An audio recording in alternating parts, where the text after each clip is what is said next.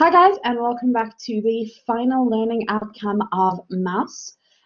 So what we're going to be doing today is specifically engaging with the central reading that you guys have, which is the reading which is called, I'm going to skip right to the title, which is Reading Art Spiegelman's MAUS as Postmodern Ethnography by Hathaway.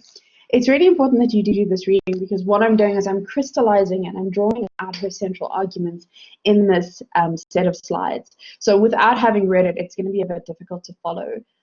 One of the other things that you do need to be aware of is the fact that this reading is putting forward a very specific opinion about MAUS. And something I want you to keep in mind is you don't necessarily have to agree or disagree, but there are some very important points that she makes that we are going to discuss. One of the first things that Hathaway mentions is how MAUS itself actively battles against and does not want to fall into the trap of being classified super simplistically into one simple genre or even form. And if you think about it, what is MAUS as a piece of text if we had to classify it? Technically, we are classifying it as a graphic novel. However, it itself defies this because it is a non-fiction, biographical and autobiographical discussion. And it is a blending of all of these things. And this is where Hathaway starts her argument, where she says, how can we be calling it a graphic novel when it itself wants to be non-fiction? And the writer himself, Spiegelman, did not want it to be classified as fiction, and when it was listed in, I think it was the New York Times bestseller list, it was listed under fiction, and he argued and said, please replace it under nonfiction rather, because this is not a fictional tale. Although we perceive the genre and the storytelling format of graphic novels to be fictional. So the first thing that we have to really engage with is how this specific text is constantly defying genre, and it doesn't want to fall into a simple trap of being one genre and only one genre. So the first thing is that we need to remember that it is not fiction. The second thing we need to remember is that it is both autobiographic and biographic. So it's telling Vladek's story during World War II and the Holocaust a little bit before as well, but it is also telling Art Spiegelman's life afterwards, where he tells a little bit of his own life and mostly the complexities around his and his father's relationship, and he engages with that on a very personal level. So the text that we're engaging with, before we even classify it as an ethnography, as Hathaway wants to do, we have to remember that it does not easily classify itself. It doesn't want to be classified as a single specific genre because it wants to buck that system. And we need to keep in mind, and this is something we need to keep in mind particularly about this piece of text, is that it is not fiction. It might have some fictional elements to it, as the characters being redrawn as mice and animals, but it is not fiction itself. So, what is Hathaway's argument here? Hathaway argues that Spiegelman has written the text as postmodern, but it is also self-reflexive ethnography. So let's remember what ethnography is. Ethnography, and the definition I have here at the second bullet is the scientific description of peoples and cultures, and customs, habits, and mutual differences. Now, if you remember, we talked about this in the previous set of slides about how much of the text is about classifying people by animal species. So we have dogs, we have mice, we have cats, we have frogs, and then there are a few little, we have pigs for Polish people, and we have a few little odd ones here and there. And something that this text is discussing is how these different communities and groups come into contact with one another, coming into contact with friction, particularly looking at the mice and cats as the Nazis versus the Jewish population. But on top of that, we also have this idea that this is a chronicling of different communities, not only how they interact with each other and one another within that community, but also how unnecessary, arguably, it is to classify people by ethnography.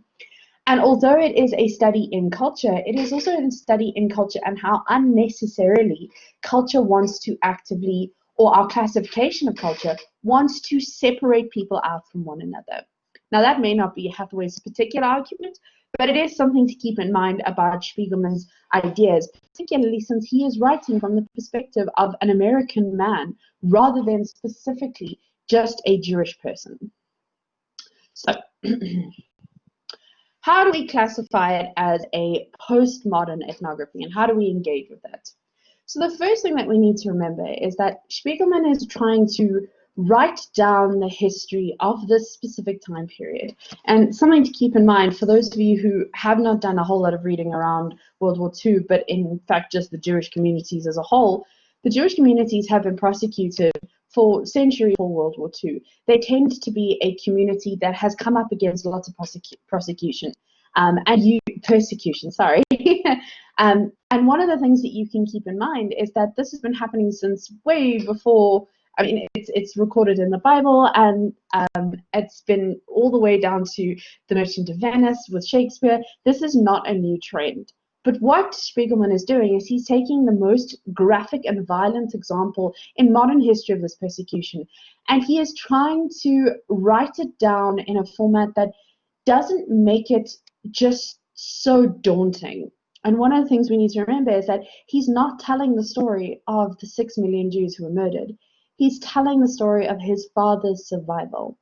And so what he's doing is he's recounting this story, and there is definitely the importance of retelling the story for a community, but it's not just for the community. He's looking at it through a very personal and specific lens of how his father survived and what the consequences of the actions have been for himself as the son of this man, but also the entire community years and years and years later.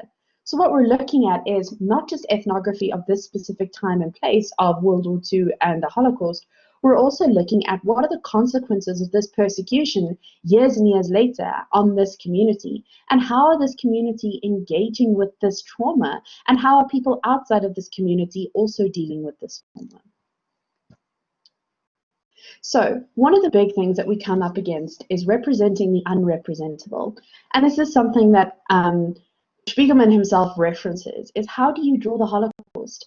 And how do you draw this as a discussion that is not necessarily just about the persecution, but also has characters and people in it, and connects people rather than causing more dissent? So one of the things we have that is a discussion, that has been a discussion throughout the entire series of lectures, but is important in reference to what Hathaway is saying, is that Hathaway argues about the need for accuracy and representation, but also the reference to how this as a text may not just be nonfiction. And there is the slippage that even Spiegelman himself is referencing and acknowledging between what is true and what is fact and what has been put together to make a better narrative. So one of the things that we have to recognize as this is an ethnographical study, if we are taking that stance, is has Spiegelman actually reflected on the Holocaust accurately? And one of the things that immediately comes to mind is the fact that yes, he has, because there's a huge amount of accuracy, honesty, and integrity to this. But we also have to remember that he is also a storyteller. And he himself makes this claim where he says, there are fictions that usefully steer you back directly to reality. And what he's implying here is that although this text might not be 100% accurate, and if you were to go event by event by event, you would find slippages, discrepancies, dialogues are not recorded identically, you will find that although this is not a perfect representation in terms of replicating from page to page exactly what happened, what it does have is it has accuracy and authenticity to the emotions, to the experiences, and to managing to convey to the reader the experiences of the people within this narrative.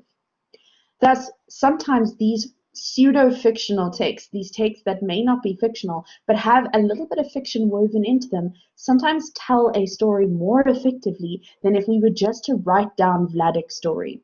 And that's probably why the form of MAUS is more effective, because ethnographically it is reflecting on this entire community through the lens of one man.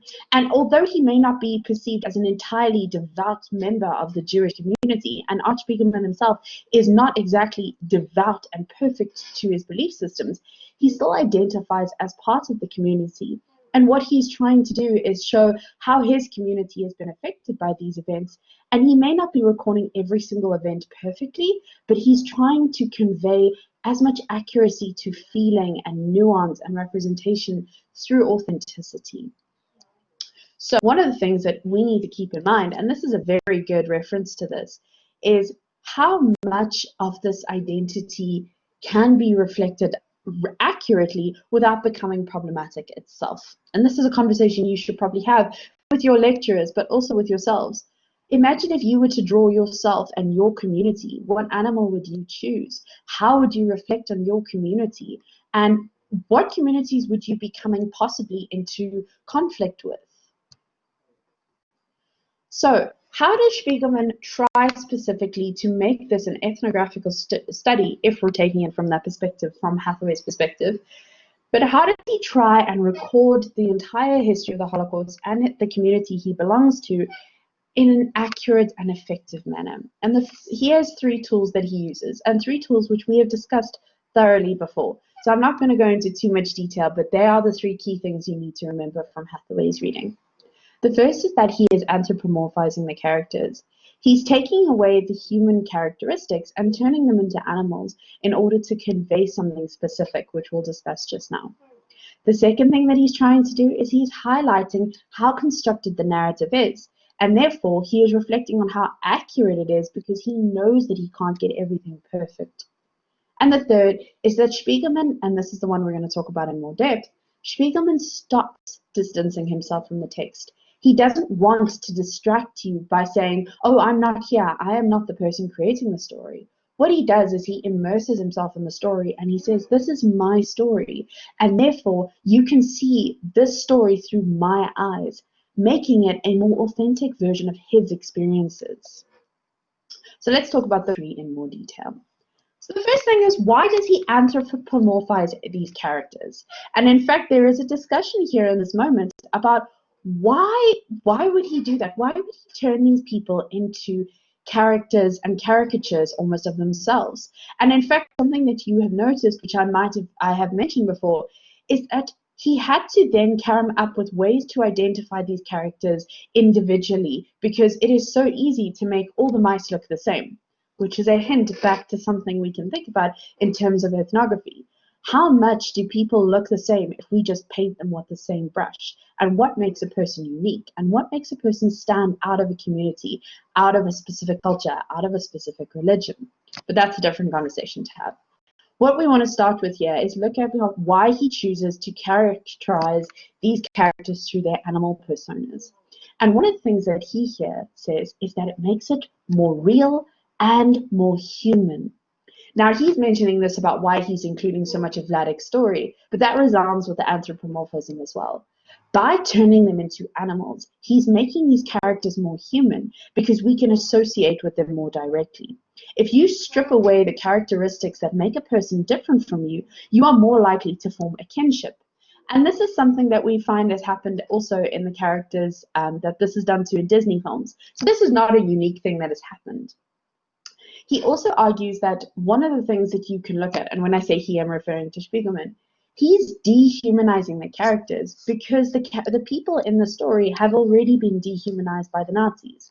This is not a new thing that has happened, and what he is doing is he's taking that tactic of dehumanizing an entire community and he's throwing it back at the people who have done this and saying, just because you've dehumanized us doesn't take away our humanity. Because you have dehumanized us doesn't make us any less human within our own communities.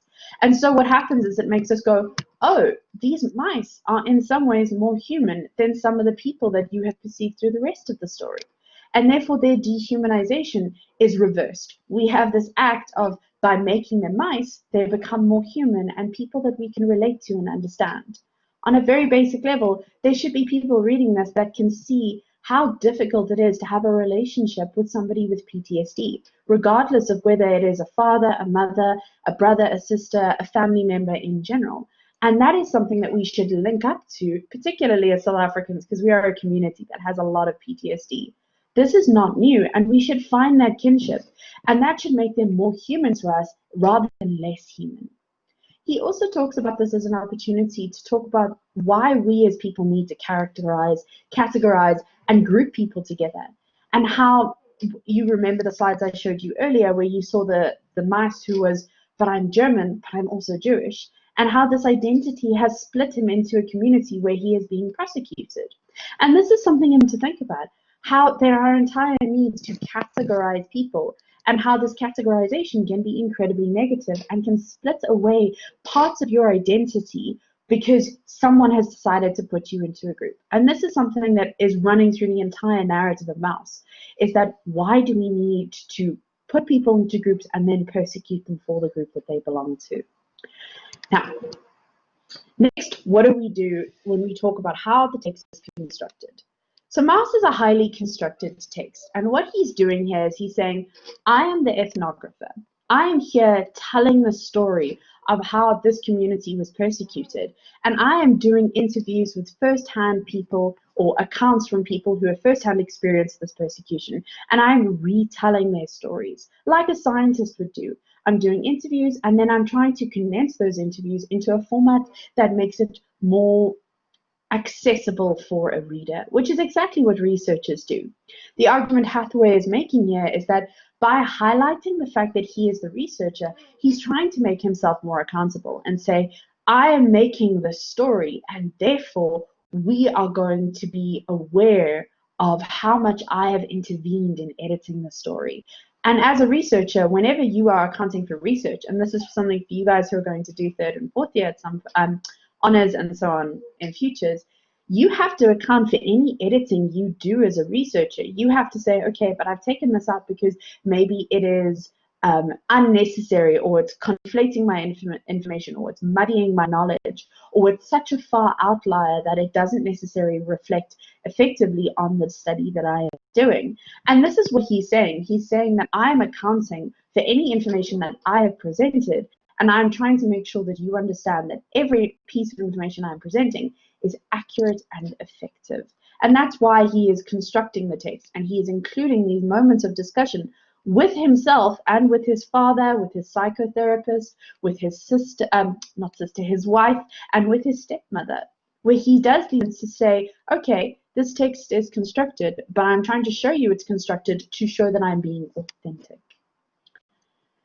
Now, how does he do this? And he does this through 5 specific techniques. The first is that he talks about the source material he's using. And he does this by seeing the moments where we see him talking to Vladek one-on-one, but we also see it with moments where he is quite literally holding up the recorder in his hands, and this is very specific. The next thing we do is we see moments where he has edited the story. You'll remember I referred to this during the moment where I was talking about humor noir, and he is talking about how Francoise would never have let him go on about his experiences of retelling the Auschwitz story, because he knows that he can't get all of that discussion in, and it would have probably been a much longer discussion, so he's edited the conversation. And he's making you aware that he knows that this conversation is constructed and it is not entirely real, but it has the essence of what is being communicated.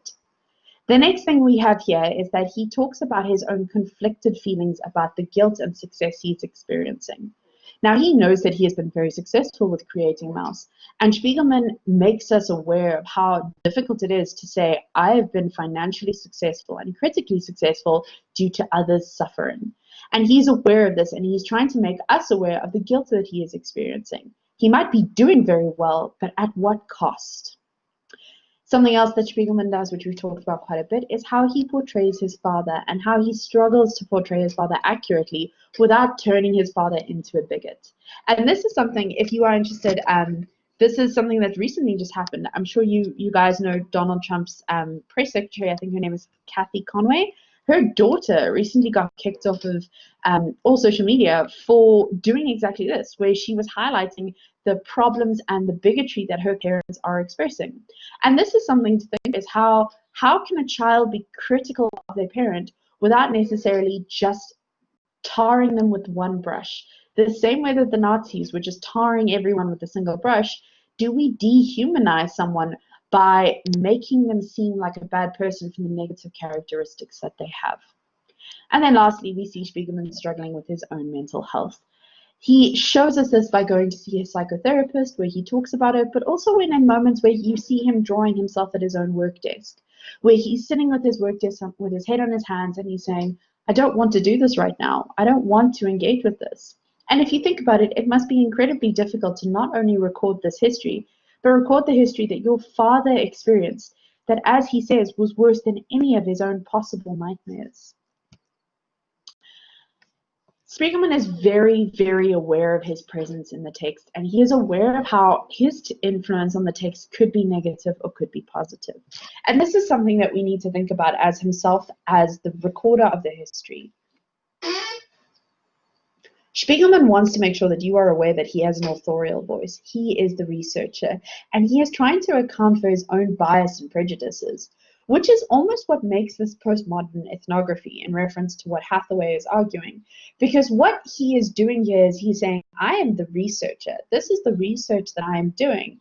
But how much of it is influenced by my opinions, my ideas, my own traumas from surviving alongside my father through his own traumas and reliving those traumas through his words.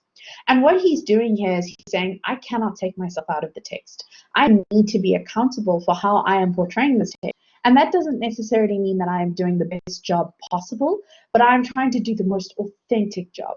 And that he does by showing his own flaws. By not removing himself from the text, he accounts for any mistakes that he is making, which means that this text is far more authentic and more accurate.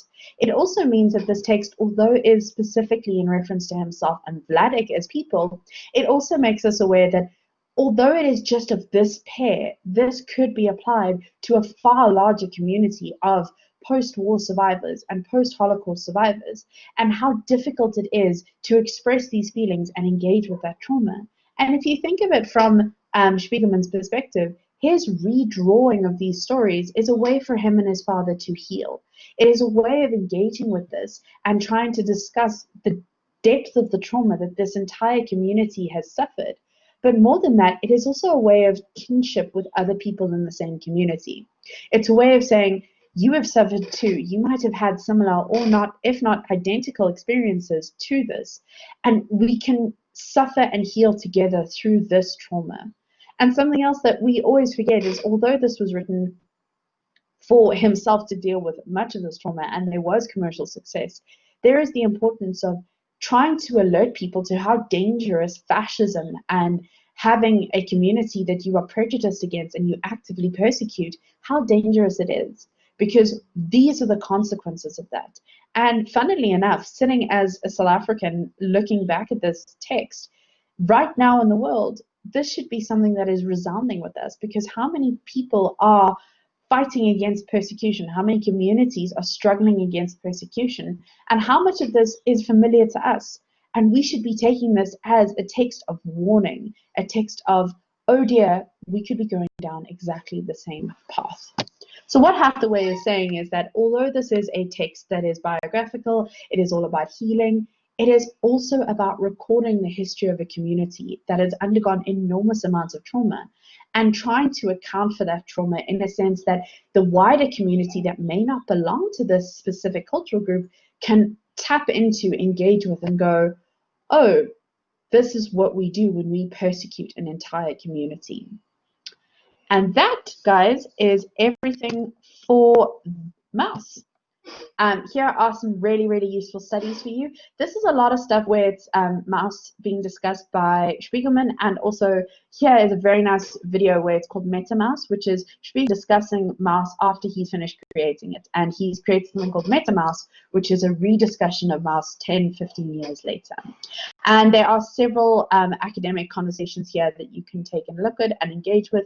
This text particularly I like because it's about heteroglossic texts, which you guys will remember that term from first semester. Good luck with any questions on this section.